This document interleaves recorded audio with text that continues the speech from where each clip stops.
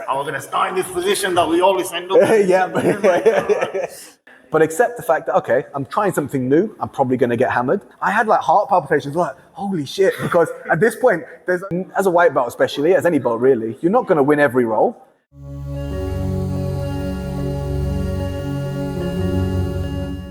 Before we start, Costas, introduce yourself. My name's Costas Doru.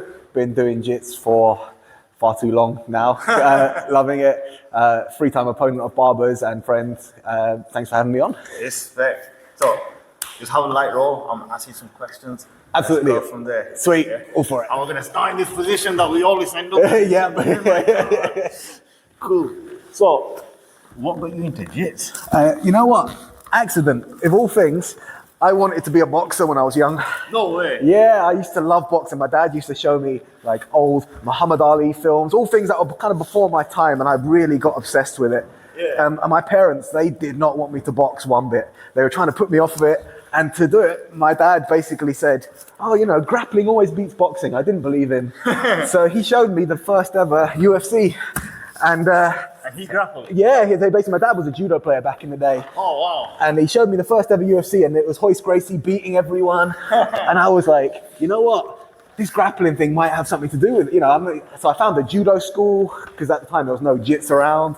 And eventually I found the jits school. Okay. Done a little bit of MMA, I competed a few times, but I really took to the jits in the end. You know, I didn't like getting punched. And it just pulled me in, man. I got like proper obsessed with it by the end. So I blame my dad. He tried to steer me away from boxing, and ultimately he turned me into MMA. So it backfired on him in the end. So, and both of us have been at AVT. When did you start AVT? So you know what? I moved up north probably, it's got to be about 6 years ago, I'd say. Yeah. And I think I might have just missed you actually, because I don't remember you down there. No, neither do I. But all the people I know still know you. So Moz was asking after you the other day. Oh yeah, Moz. Oh yeah. But when it was Jay that invited me to AVT when I moved up here. Okay. And I remember thinking like, oh, I'm gonna, I'll give it a try. And he brought me in, and I was like, yeah, this is the one. This is like, of all the places, when I've been in like, when I was down south fighting MMA, I never had an MMA gym. Okay. And I found AVT, and I was like, this is perfect. This is like the one, This is, yeah. I've been there ever since. So probably about 5-6 years I've been there now, I'd say. And when did you start this store? So we opened this up, funnily enough, right when lockdown started. We had a place that was it was basically another small unit in Dewsbury, and we were due to open the Monday they locked us down. So it became our little lockdown fight club, and it was the best launch we could have possibly asked for. Okay. Because ultimately all the places that had above ground gyms Had to close. yeah, and we were hidden in the basement under the ground. No one knew where we were. So we had people from like, we had people from all the other combat bases coming in, some Gracie Baja guys coming in. So it was the best kind of launch that we could have possibly asked for, So, let's talk about the fights. Absolutely. So, first fight.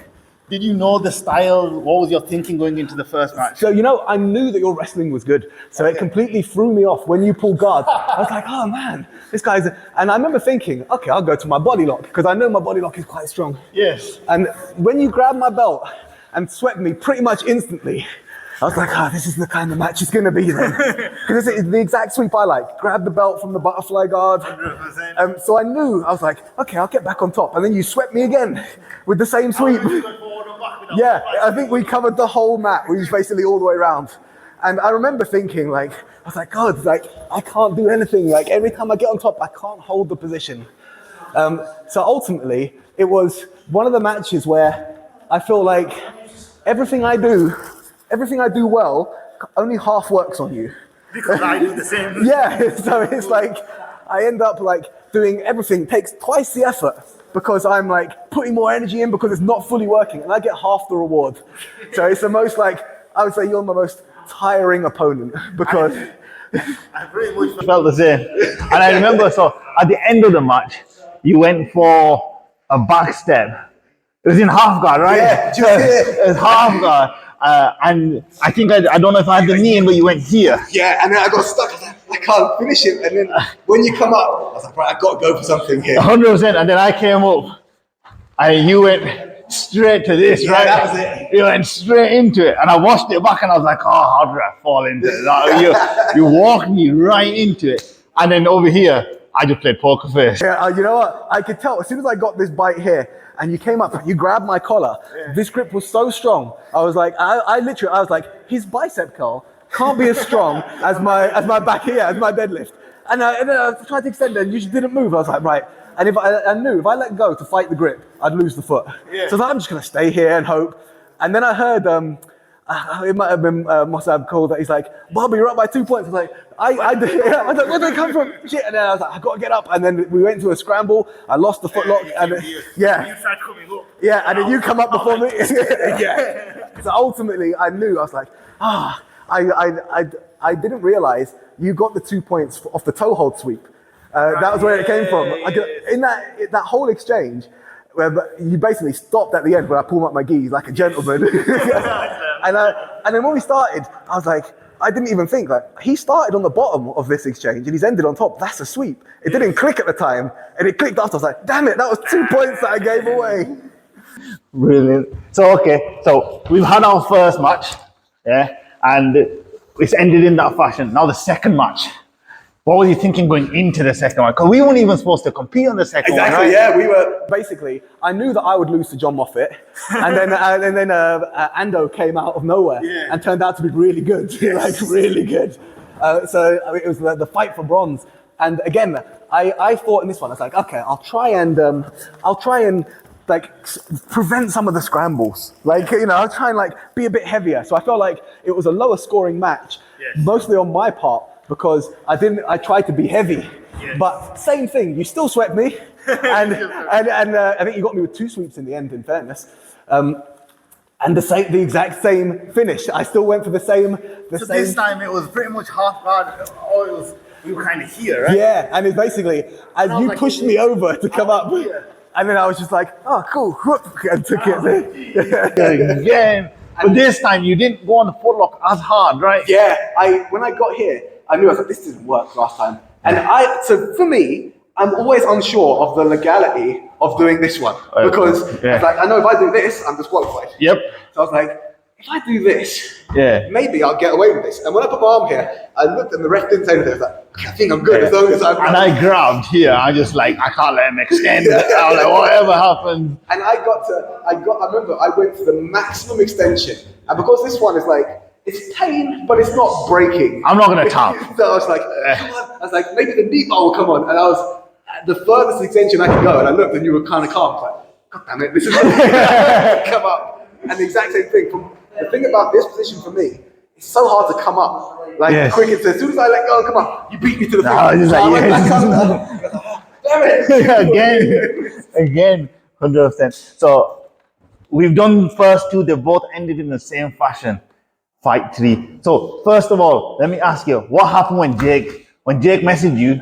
I said, match against Barber. What was your thought? I'm not even gonna lie. When that happened, I had like heart palpitations. Like, holy shit! Because at this point, there's only a few guys that have beaten me twice. There's only you and John Moffitt that have beaten me twice. Okay. And so there's one other guy that's beaten me once, and and in the nogi I beat him. So there's very few people that have beaten me. Yeah. And he beat me twice. And I remember thinking like, oh, this would be amazing. Like it's a no-gi match, it's sub only. But then in my mind, I was like, he's beaten me twice, man. And as much as you can make an excuse for a loss, so I can look at the first match and say, oh, I made like, I made like a tactically wrong decision and lost 2 points. But the buck has to stop at you at some point. So I realized like he won by 2 points. But if I hadn't he swept me twice. Like I made the mistake to get swept twice. So it's like I have to take responsibility for the earlier points that you scored.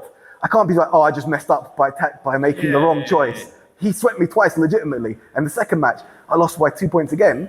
But he still swept me twice to get 2 points. So it's like I need to identify that I'm making the tactical errors.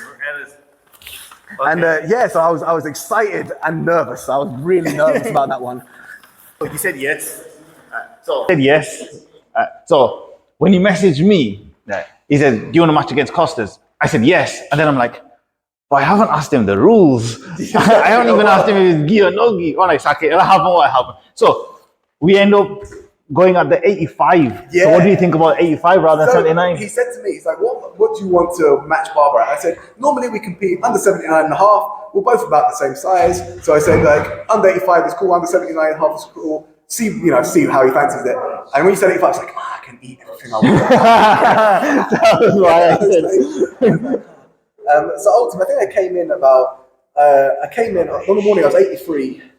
And then when I weighed in, I was 84 and a half. So I basically just took my shoes off and jumped on the scales in my hoodie. So I was like, all like hoodied up. But I think I was walking around about 83 pretty comfortably. That's like my happy weight, I think. Okay. So I weighed in probably about the same. Yeah. Probably about the same. Hoodied up everything about 84. Yeah. So we're about the same size. Cool. So, okay. So the match starts. What's your thought process? Match starts, we tie up, we're wrestling this time. I didn't pull guard. Yeah, that is through my mind because the question that you had on Instagram, which I thought was brilliant, is how do you prepare? And I think like for someone that you've matched more than once, and I think that's a good example of you can't always prepare for their strengths because like I knew your wrestling was good, but you pulled guard on me twice. So I was like, and when you came out and tied up with me, I instantly, like, in no-gi, you can feel the strength of the person. You don't get that. You don't get that in gi, right? Because you're on the colors, right? You're on the colors. When you grabbed me, I was like, oh, Jesus Christ. This is the kind of match it's going to be. You know, and we had, like, a prolonged wrestling exchange, very tough. And that you won. Well, you know what? I like that you won. I think it's like a hollow victory because up until the double leg, you controlled every tie-up. Like, your clinch wrestling is way better than mine. So you get the 2-on-1, even the little things like the outward turn of my hand there. You tap, you be like, oh, expose the center line. And I was really aware, like, this clinch is not going my way. Like, and there was one point where I tried to pull you into a guillotine and you had the Russian grip. And you come out the guillotine, and I was like, oh, just take my arm out. And I was like, no, I'm keeping it. Like, and I remember thinking, like, I know my double leg is quite good. Yeah. And I was like, I can't risk clinching this guy to double leg him. I'm just gonna have to shoot dry. So I put my hands in, and when I took them away, and when your hands followed, I was just like, go, you know. And you're going deep, man. Yeah, I had to because I knew, like, I felt like the strength of your tie-ups. So I was like, do not get into a clinch battle with this guy. And ultimately, like from there, the whole purpose for me was like try to just wear on him with my body lock because I knew that 10 minutes is a long time. Yes, it's a hard thing to pace yourself for 10 minutes. So I was like, try not to create scrambles. Try and like just stay heavy and not relinquish the top position, which I did. Which you did. You got that top position off me, and I was like, God damn it! Like, and I remember thinking the initial sweep that you did. I didn't even know how you did it. I remember, like, you rolled through, and all of a sudden I was on my butt, and I remember thinking, like, I don't want to be in guard, and just stood up. But I remember thinking when I got there, how the hell did he put me on my butt? And I watched it back, and it literally, like, you roll through for a triangle. I tried to grab your head, and you just slipped out and swept me over, really, like, gently. Gently just went. Yeah. I was like, no, don't let him on top. Just stand up. And that was the moment where I thought, like, when we stood back up again, I was like, oh God, I'm pretty tired here. I'm blowing, and I know, like, I don't want to get clinched and leaned on. You know, this is not going to be good. Yeah. And then obviously you got a single leg with me. I did, yeah. Until you grabbed my neck. Yeah, that was a free card. My guillotine. It's like whenever I'm in danger of having like a takedown or something like that, I'll try and threaten the neck, and it put enough of a stop on to negate the. Yeah. 100%. So after we've gone through, so I tell you what, I felt almost like a change when we stood up and there was 4 minutes left. And I saw you and I'm like, he's tired. Yeah. But I didn't have enough in me to go. Yeah. Because I was tired. Yeah. Because you'd be body locking me for like the past 6 minutes and I was squeezing the life out of me. And I was like, geez, man, this is hard. Cool. So what are your plans for competing now? I'm not sure. So at the minute, I'm pretty banged up. So I knew this was going to be my last one of the year. So funnily enough, in the Empire match that we had, not our match, well, my match with Ando, there was one point where he was in side control quite early in the match. So basically, I took him down, got on his back, fell off. He landed in side control. And I went to like, he's so quick. And I went to like the lazy man's mount defense here like this. I was like, I'll stop him from mounting me. And he did this. He laced my leg here, so he took that there, and to turn me. And as he turned me so forcefully that my LCL just went, Oh, and it wow. I've got a partial tear in it. It's pretty nasty. It's pretty naughty. So I'm gonna go see Tom the physio. Shout out to Tom and get that patched up because it's not bothering me that much. But little things like if I sit down into here, it's pretty tight, which annoyingly means that I have to play quite high hips and I get swept a lot now because I can't sit down. Yeah. So I know I'm gonna rest up and kind of let these old bones heal and have a look what's going on next year. You know, I want to try and get back out there. So my thing was before Jake messaged me for hours. I was like, I'm done for the year. I was in that position. Yeah, I was like, I'm done for the year. And then he messaged me and I'm like, one more. Because it's Costas. I'm like, we got this thing.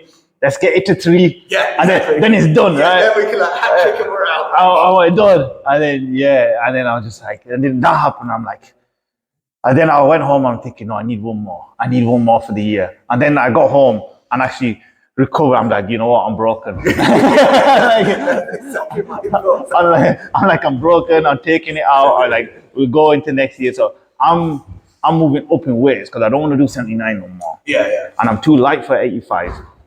So I'm gonna go up and then hopefully compete at 85. So I'm not gonna compete for end of this year, start of next year, then hopefully towards the middle of next year we'll get some stuff on. They got the Empire in January, and I never liked to compete in January because I know like over the Christmas break, exactly, I'm gonna eat everything and I'm not really gonna train as much as I should do.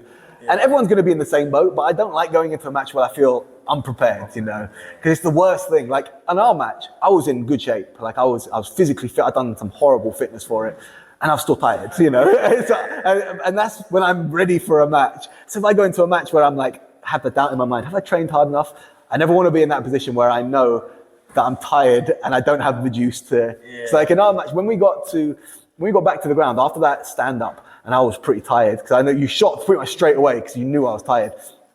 And then when we got back down and I got back to the body lock, even though I didn't pass your guard with it this time, and like I cinched in and I could hear you breathing, I was like, okay, he's tired too. And I was trying to rationalize it. I know he's tired too. So I just be heavy here and try and recover for a little bit, you know, make him tired.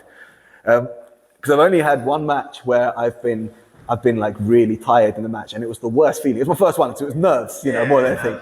But you feel like you're gonna die, you know. I've been there on the mats when you're tiny and like, I should really move right now. And your brain's like, you should really move, right? But your body's just like, nah, I'm gonna stay here. Then you get mounted and you're like, you should really move. You've got like to clear internal monologue. Okay, just bump your hips, and your body's like, nah. No, I'm not doing that. Nah, you're gonna stay here. You're gonna stay here. Yeah, that's the worst. That's the worst indeed. That's the worst. Respect. About your school. What are your plans for this place? So at the minute we have quite a high number of competitors for the amount of like people. Quite like it's quite nice to see them. So you're competing like you competed yesterday. Someone went right. Yeah. So one of our girls had her first. She did well. She had 2 matches, won 1, lost 1. So only 2 girls in her division, so a gold and a silver, a default silver. But the default silver she had, bearing in mind this is her first match. Okay. There was a girl, her original opponent pulled out. Okay. And she had a girl say, I'll do the match with you. It was a younger girl, 17. Okay. So I said to her, look, you're going to be stronger than this girl, but let's not sleep on it. It's 17 years old. And our girl lost the match. And the girl that was against her was very good. And we looked her up afterwards. 2 times juvenile world champion at white belt. 2 times juvenile, 17 years old, 2 times juvenile European champion, 2 times juvenile British champion, and the IMAF MMA bronze medalist. So I said, as far as like your first match goes, that's about as hard as it's going to be. Like in terms of relative to her level. So I said, like for me, I've never fought relative to that level. So I've never fought a brown belt who's a 2-time world champion, you know. And so when I was a purple belt, I never fought a purple belt. So I said, relative to you as a white belt, that's like the pinnacle for your first ever match, you know. So she lost that match. She put a good account for herself, and then she won her second match by a sub. But I love going to all these competitions. I love being in the corner, you know. But it's hard, right? So how do you balance it? Because that is the hard point. It's the hard day I've ever had was when probably 6 of our people were competing, and I was competing at the same time. So I had I'd be coaching someone, and then they'd call me for the other mat, and I'd be like, I'm right there, and then finish that match and run over. So I prefer to, if I can, have my competition on a separate day from everyone else's, because I always want to be in their corner. And I feel like if I'm running around like a headless chicken, I'm doing them a disservice by not being there, you know. Helping them all. Exactly. Because I know, like, they're quite new, so we've got a few blue belts, a lot of white belts. So they're going to have the nerves big time, you know, especially first competition as a blue belt. Yes. Like I always say, that's when it really hits home, because you could get someone that is a fresh blue belt, 100%. or you can get someone that's nearly a purple belt, and they're not the same thing. Like, yeah, someone that's nearly a purple belt, you could put them in the advanced, you know. And it'd be all right. And I say to all my people, that once you get to purple belt, everyone's good. You're never going to get an easy match at purple belt. You can take any purple belt, and they'll compete against the black belt, and they'll do well, you know. Yeah, they'll do something. Yeah, but like white belt, you get people that are nearly blue belts, and they're going to kill the division. Blue belt, you get someone that's nearly a purple belt, they're going to kill the division. I said, you might get someone like that. You never know. So they're all nervous, you know. Yeah, so I like to be there with them before the match and like kind of just help them out. Talk them through it, and it helps. So you coach me there always helps, man. 100%, Always helps, 100%. Cool. This is the one thing when we had our last match and you got me to close guard, because I know you got a good armbar. And then so we talked about your game plan. My game plan was, and you stuffed it 3-4 times. Right? My thing was, I just need to get this guy in my close guard. And a couple of times, like I went butterfly. Because my thing was, if I can get you to butterfly, right, I can get you to close guard. Yeah. Right? So from here, I'd sit up, right, and then I'd weave this out, and before I got a chance to do my thing, you'd just stuff. Yeah. And you'd be here. Yeah. And I'm like, come on, give me a second, my brother. And like, give me 1 second and I'll be there. But you were just like, no, I'm not doing it. I'm not letting you. And then I put this back in. Yeah. And then you'd be like, okay, we can play this. No, we can't. Yeah. And you just stuff me right here. And I'm like, just give me a minute. Let me get to this close guard and I'll do something. And then right at the end, when you got to close guard, you were just like, I'm not having any of it. Yeah. And for me here, at this point, because I knew I'd possibly done enough to win. I wasn't 100% sure, but I was like, okay, I feel like I controlled this. But if he throws an armbar attack, even if he doesn't get it, this could level us out, or he could even win this. It was a good armbar attack. So every adjustment of your hips, I just readjusted. And then I could see the ref lingering. He's like, get to work. So I'd start to try and open your guard, and your legs are just too strong. I could not open them. And I was like, so I settled back down. And when the ref come over, okay, I'll try and open it, and then settle back down. And it was like, it felt dirty. But at the same time, I knew that one good attack and that whole match, all the work I'd done could have just been taken away in like one. And I was pulling on this arm. I just needed an inch. I knew if I get an inch, I can throw up an arm. Yeah, I know your armbar's good. Like, cause a lot of the guys from ABT have obviously rolled with you since back in the day, and you beat Dom by armbar. I think you almost armbarred Alex in your match, although you beat him on points. Yes, but I know you armbarred Dom off of a Kimura, I believe it was. I think you had a takedown and he turtled, and I shot for it off the turtle. Nice. And Dom's not easy to armbar, because I knew that when you armbar Dom, I was like, I've tried to armbar Dom a lot of times, man, and it's really hard to get him. So for you to get the armbar, I was like, do not give this guy your arm. Do not give this guy your arm. It was the one, so like people have go-to moves, like even in white belt. Yeah. Armbars be my I thing. think Roberto had said that in a post with you.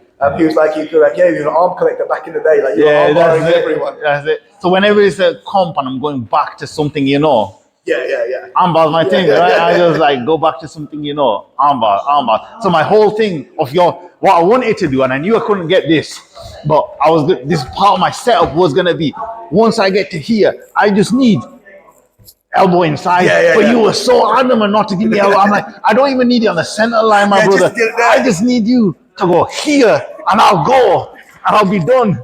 But you were just so good. I was staying tight, and I was like, shit. I had to, because I knew, like, you can feel the danger when someone grabs you. Like, even then, just then, like, little grip there, you can feel the danger. And the switch is so quick, you know what I mean? It's just like, and some people are like, when some people grab you, like, I can break, I'm fine here. But even then, like, little cup in the triceps, like, I can't break this grip. You know what I mean? I can only break it this way, and that's going into the armbar. And you don't want to do that.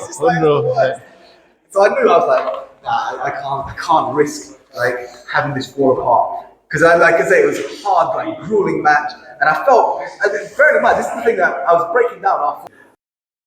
And we've only passed each other guard once each, and it was in that last match. We've never hit a guard pass on each other before. Yeah, we swept each other. We've both hit like sweeps and scrambles. No guard passes.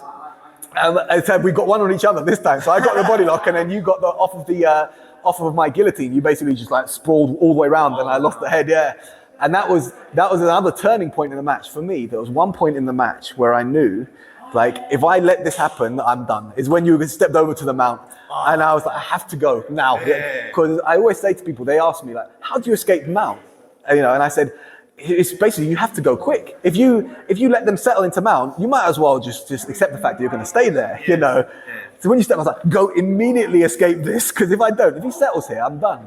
And that was the point in the match that when I escaped the mount, I was like, okay, I think I'm okay here now. Like I'm not. He hasn't murdered me. He hasn't mounted me. I've got a little bit of time left. I'm okay. Sort of. That was one thing that I was like, when I didn't analyze it like you've analyzed it, but I saw me in side control, and I've got a couple of good setups for the armbar in side control, but I really wanted that mount to S mount. And I thought, I saw the mount, I'm like, if I can just cinch that, I can just get them knees pinched, and get into this mount, I'll be good. And I got to the mount, and immediately you stripped down. I thought, Like my mount escape, because so Roberto's got like a horrible mount, and Nath Armitage again, horrible mount, and I've had them like rolling with them. They try and mount me in like just, it's soul destroying.